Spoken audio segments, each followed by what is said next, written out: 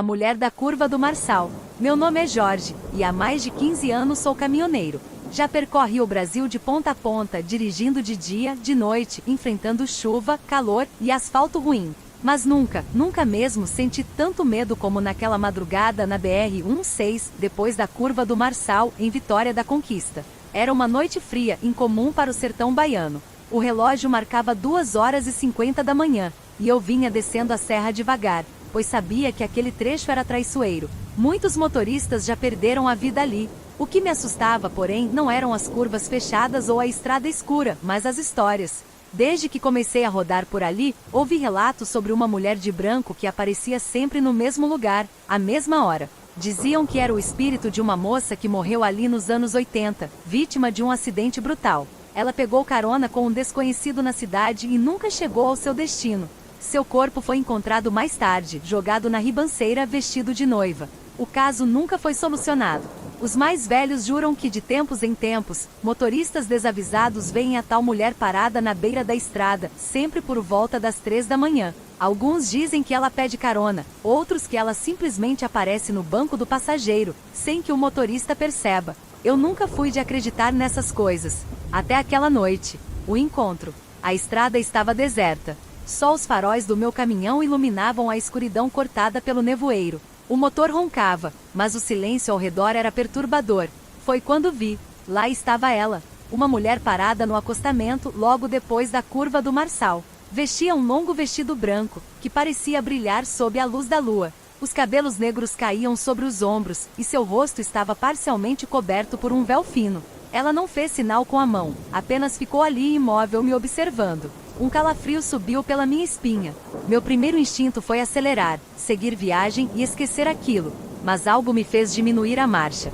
Meu corpo estava pesado, como se uma força invisível me obrigasse a parar. Olhei pelo retrovisor. A mulher ainda estava lá. Mas então, ela começou a se mexer. Não caminhou. Deslizou. Minha respiração travou. O caminhão ainda estava em movimento, mas, num piscar de olhos, ela não estava mais no acostamento. Ela estava ao meu lado. O horror no banco do passageiro. O cheiro de flores murchas e terra molhada invadiu a cabine. O banco do passageiro parecia mais frio do que o resto do caminhão. Meu coração batia tão forte que podia ouvi-lo nos ouvidos. Eu não queria olhar. Sabia que se olhasse poderia ver algo que minha mente não suportaria. Mas olhei. E lá estava ela. Os olhos eram fundos e sem vida. A pele pálida contrastava com os cabelos negros e desgrenhados. Seus lábios se moveram, e um sussurro gelado preencheu a cabine. Você me leva até em casa? Meu corpo travou. A voz era fraca, quase um lamento. Então, do nada, uma risada ecoou pelo caminhão. Mas não era dela. Era masculina. Grossa. Assustadora. O vidro do lado do passageiro começou a embaçar, como se alguém estivesse respirando forte. Um nome apareceu rabiscado no vidro: Rodrigo. Meu sangue gelou. Esse era o nome do homem que, segundo os antigos, tinha dado carona para ela naquela noite fatídica.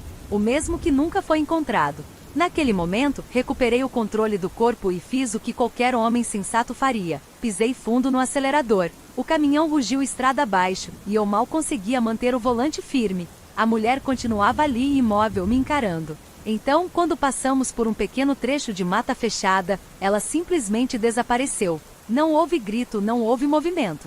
Num segundo ela estava lá, no outro, sumiu. O que restou? Cheguei ao primeiro posto de gasolina depois da serra completamente pálido. Meus braços tremiam. O frentista me olhou com uma expressão preocupada. Você tá bem, amigo? Tá parecendo que viu um fantasma. Eu ri nervoso. Mal sabia ele que eu realmente tinha visto um. Depois daquela noite, nunca mais passei pela curva do Marçal depois das 2 da manhã. Sei que o que vi foi real, sei que a mulher de branco ainda está lá, esperando um carona que nunca chegará ao destino. E você? Se um dia rodar por Vitória da Conquista de madrugada, pense 2 vezes antes de parar para alguém na estrada. Pode não ser um simples viajante. Pode ser ela. A mulher de branco e a sombra peluda. Meu nome é Antônio, e o que vou contar aconteceu comigo há alguns anos, quando eu ainda morava no interior da Bahia, em Itororó. Cresci ouvindo lendas sobre almas penadas, assombrações e criaturas estranhas que vagam pelas noites escuras das estradas e das ruas desertas da cidade. Mas sempre achei que eram só histórias para assustar criança.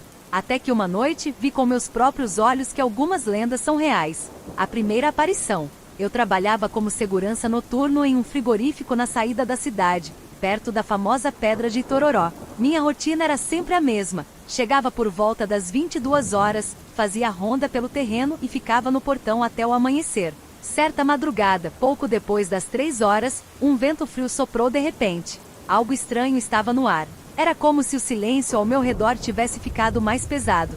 Os cachorros da vizinhança começaram a latir sem parar, uivando como se sentissem algo vindo. Foi então que eu a vi. Uma mulher vestida de branco caminhava sozinha pela estrada que levava ao Rio do Meio. Ela era alta, magra e tinha cabelos longos que cobriam parte do rosto. Seu vestido era antigo, parecia de outro século, e flutuava como se fosse feito de névoa.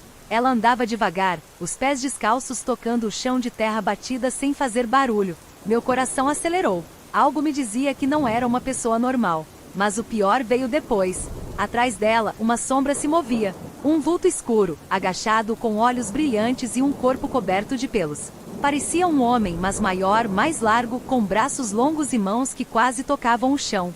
Seu andar era estranho, como se estivesse farejando algo. Me escondi atrás do portão, observando. A mulher parou bem no meio da estrada. A criatura parou atrás dela. Foi então que ela virou o rosto na minha direção. Seus olhos eram fundos, sem vida. Um sorriso frio surgiu em seus lábios, como se soubesse que eu estava ali. O vulto atrás dela também olhou para mim. E então, num piscar de olhos, sumiram. O medo volta. Depois daquela noite, fiquei perturbado. Perguntei aos moradores mais antigos da região se já tinham ouvido falar daquela mulher de branco. Uma senhora me olhou com um misto de medo e pena e disse: "Ah, meu filho, você viu a desgraça andando. Essa mulher já apareceu para muita gente por aqui. Dizem que era uma noiva que morreu no dia do casamento, abandonada pelo noivo. Mas ninguém sabe quem é a sombra que a acompanha. Alguns dizem que é o espírito do próprio noivo, preso numa maldição. Outros acham que é um lobisomem que a segue como se fosse seu guardião. Tentei esquecer, mas a imagem daquela noite nunca saiu da minha mente. Até que semanas depois vi de novo. O encontro final. Era outra madrugada fria. Eu caminhava pela lateral do frigorífico quando senti um arrepio. Olhei para a estrada e lá estavam eles. A mulher de branco parada no mesmo lugar. O vulto escuro ao lado dela. Mas dessa vez ele não ficou parado. Ele veio na minha direção. Meu sangue gelou. As luzes ao redor piscaram. E um cheiro de carne queimada invadiu o ar. O som das unhas da criatura raspando no chão de terra fez meu estômago revirar. Minhas pernas travaram. Eu queria correr, mas não conseguia. Foi quando a mulher sussurrou algo que fez minha alma estremecer. Está na hora. A criatura se aproximou, e eu achei que seria meu fim. Mas, de repente, um galo cantou ao longe, vindo de uma fazenda próxima. No mesmo instante, os dois desapareceram, como se nunca tivessem estado ali. Apenas um detalhe ficou para trás. No chão, bem na minha frente, havia pegadas enormes, e marcas de garras. Desde então, nunca mais duvidei das histórias que me contavam. Se você estiver andando pelas ruas desertas de Tororó, cuidado. Se vir uma mulher de branco, não olhe nos olhos dela. E se houver algo atrás dela, corra. O Negro d'Água e a Sombra das Águas.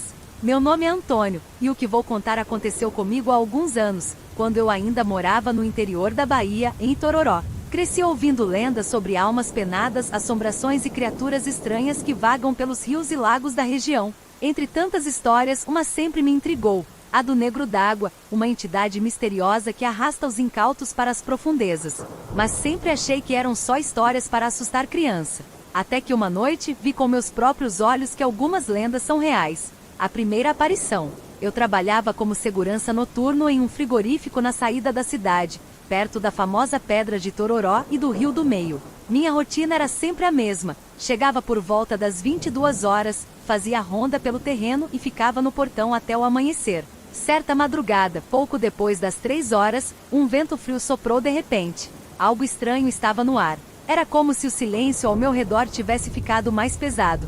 Os sapos e grilos que cantavam sem parar subitamente se calaram. O cheiro de terra molhada ficou mais forte, e um arrepio percorreu minha espinha. Foi então que eu vi. Algo estava no rio. À beira d'água, um vulto negro emergia lentamente da correnteza. Tinha olhos brilhantes e um corpo escuro, quase sem forma definida, como se fosse feito da própria escuridão. O que mais me assustou foi o som, um ronco grave como se o próprio rio estivesse respirando.